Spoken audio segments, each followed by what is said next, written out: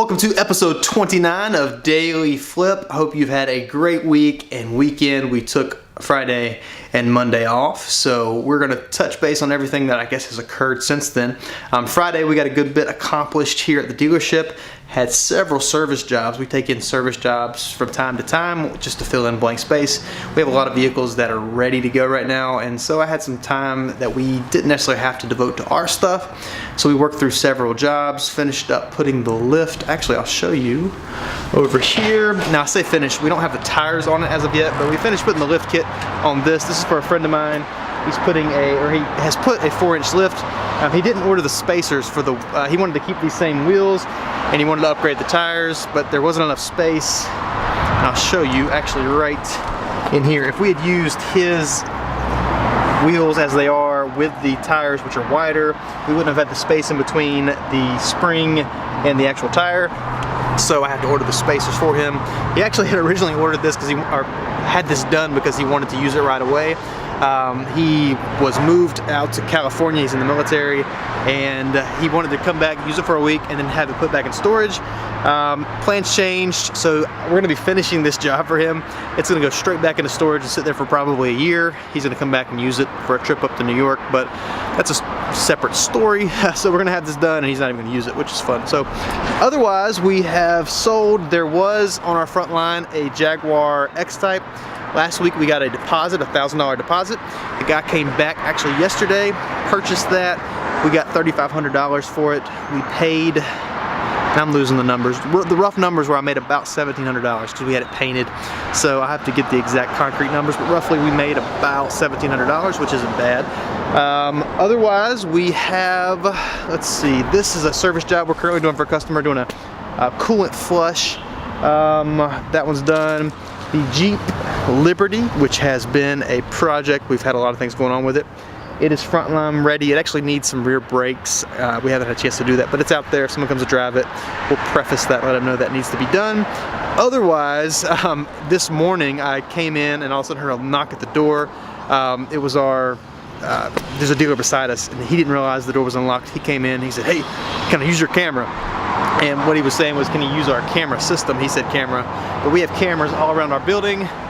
We have one here, they're down the side, they're in the back, and actually, we'll walk down there and maybe I could show you, and I'll fill you in on our details, and I'll show you why we have this, tell you why we have this Jeep Wrangler parked so close to this Mustang. Someone came by last night and actually stole some wheels off of his 2000, I don't even know the year, it's a Dodge Challenger.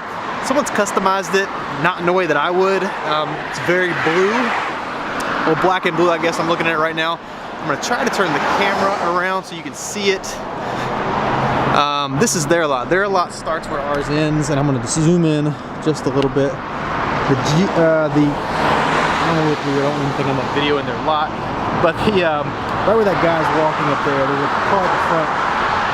The rims are completely off of it. It's sitting on 2 batteries and I think a couple rims.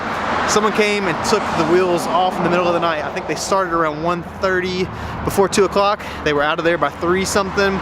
There were 2 guys. They actually stole a jack out of one of their cars to lift the vehicle up, and they put something under it as they took them off. They were, I think, they were at least 22s, 24s. They were blue. To me they were ugly, but they probably were very expensive, so they came by this morning. We used our camera system, we pulled it up. We thought that they would have come this way, because on their camera system, you couldn't see them go out the other side, and we actually didn't see them go out this way. And what we actually realized happened was they actually ran across the street. This is a 1, 2, 3, I mean there's like 7 lanes of traffic here, and so they ran them across the street in between Coates Body Shop and this dealership right here, and went somewhere. We don't know where. There's a neighborhood over there, so we're not exactly sure what happened. Either way, their rims got stolen. The car's kind of stuck on the front line for them. And long story short, we're going to be pulling in our Chrysler 300 tonight, which has 22s, chrome 22s on it. So you never know in the car business what's going to happen. Actually, a friend of mine that runs a dealership, they had 2 cars stolen not long ago. That's been over a year ago, but we've never had anything like that happen. We've had a vehicle, I was gonna say broken into. We actually had a car broken out of. Someone We came in one day, there was a window shattered on a 98 Ford Mustang, nothing special. Of all the cars on the lot they would have wanted to have broken into, this like was not the one. It wasn't very nice, and so I got in our camera system, pulled it up, saw a guy come by at like 3 in the morning. He opens the door, he's kind of staggering a little bit.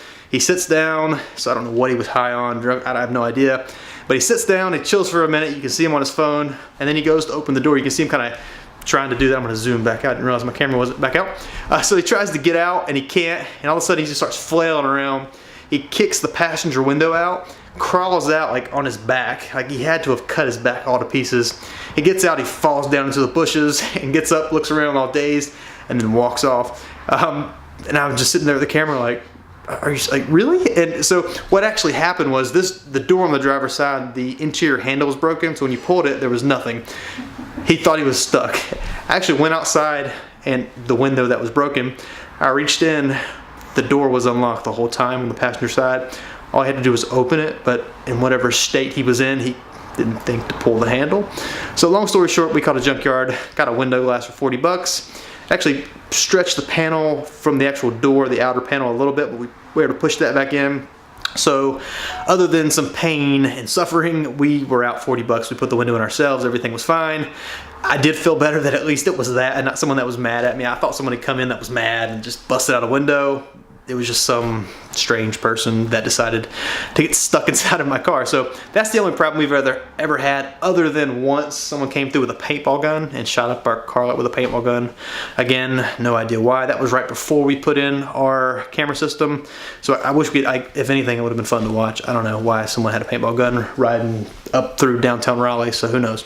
Otherwise, so we sold the Jaguar. I'm trying to place what else we've been doing. We've been working on the podcast today. We actually submitted that to iTunes today, which means it's somewhat official. We're waiting on iTunes to review it and approve it. I don't see any reason why they would not approve it.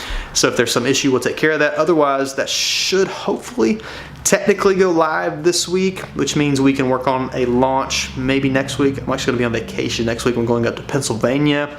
My grandparents actually know some Amish people up there, so we're going to be hopefully hanging out with them. Last time they took me and my son for a ride in their buggy. We actually rode into town in the buggy. That was really cool. So we're going to be doing that. Otherwise, this week we have got several vehicles on the front line. I need to relist them on Facebook, let go, offer up. I haven't done that today, so that's in the works. If you guys have any questions about anything that I mentioned today, it was more story time than actually teaching, I definitely can follow up below. I do have a question to answer actually from someone on the Facebook page from Canada. I want to get that in before we end today's show. His question was, I believe he's just starting out and he didn't have a lot to spend and he wanted to know what car he should purchase. I am forgetting the name, which is horrible. Actually, I'm going to grab my phone so I make sure I've got the question right. We're going to do this on the fly. Either way, his question was essentially, and I'm going to read it just so we get this right.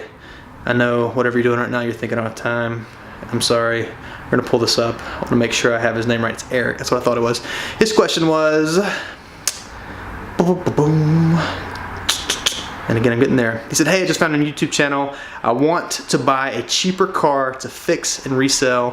What should I look for? So, Eric, if you're looking for a car to fix, that at least tells me that hopefully you have some kind of a mechanical background. Maybe you at least understand maybe how to change brakes, do oil change, work on issues that may be related to a check engine light. I'm just going to walk outside just to reference a couple vehicles.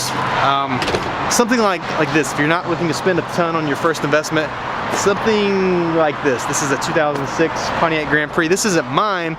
This is a vehicle that if you were to find in the right condition with the right amount of miles for it to fit, this could be bought for $800 bucks, $1,000. Maybe with a check engine light, maybe with a fill in the blank problem.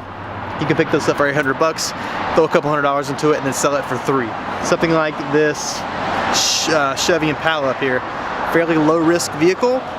You know, as opposed to like a BMW or even the Jaguar I just sold, there's a lot that can go wrong with those type vehicles. They just seem to be a little more intricate and complex with just the check engine lights in general.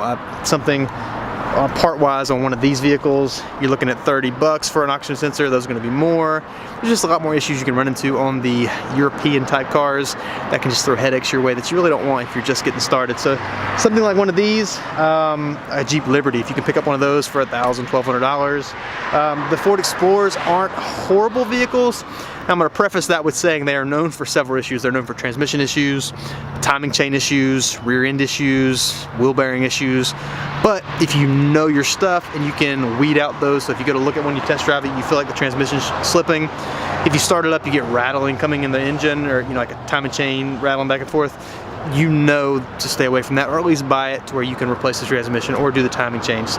But if you can buy one that doesn't have those issues, that just has a check engine light or maybe needs an AC compressor or a starter, those can be deals that you can definitely make money on. For example, this 2006, if you can buy one of those for $1,500 that needs $200 put into it, you can sell it for $400. There's profit to be made there. Another vehicle that can be bought similar in these in this price range will be something like a GMC Envoy or a Chevrolet Trailblazer. Actually, inside of the course that I offer, which isn't actually active right now, I mean, it's live, there's people in it. We're actually not, we don't have the registration open currently. It'll open in the coming months, but we have someone in there that basically buys and sells Envoys, Trailblazers, over and over again. That's a great strategy when it comes to flipping, is flipping the exact same vehicle over and over and over again. You don't have to reinvent the wheel. When you find something that you like, that sells well, that is not that difficult for you to find, and that isn't extremely complex to work on, such as the Envoy or the Trailblazer, they have a pretty decent track record. They can be bought reasonably, and they're nice vehicles that appeal to people, especially if you park them somewhere with high traffic. People will see a GMC Envoy or a Trailblazer price for $39.50. They're looking to spend under $5. It looks like a nice vehicle. You can kind of draw someone in that way. So great vehicle to start out with if you can buy those reasonably. It's going to vary depending on where you are. I think you were in Canada is what I saw from your profile on Facebook. So the vehicles there will vary a little bit in what's in demand and what's not, but find in your area, search on Craigslist. You should be able to establish value, what vehicles are worth based on what they're listed for on Craigslist. What you buy them for is where you're going to set your profit margin. So wherever you can buy them below value, there's your profit margin. Look for the vehicles that aren't like the Audis, the Mercedes, the BMWs generally. Now, if you know those vehicles, great. Generally, there's a little more risk associated with those and what can go wrong. Don't get too fancy on your first few flips, and just build your profit margins as you go. So I hope that helps. If you have any questions, let me know. Whether you're on Facebook or YouTube, just comment below and I definitely could follow up with you there. Otherwise, you guys have a great afternoon. I am headed home here in just a moment, and I will see you guys tomorrow.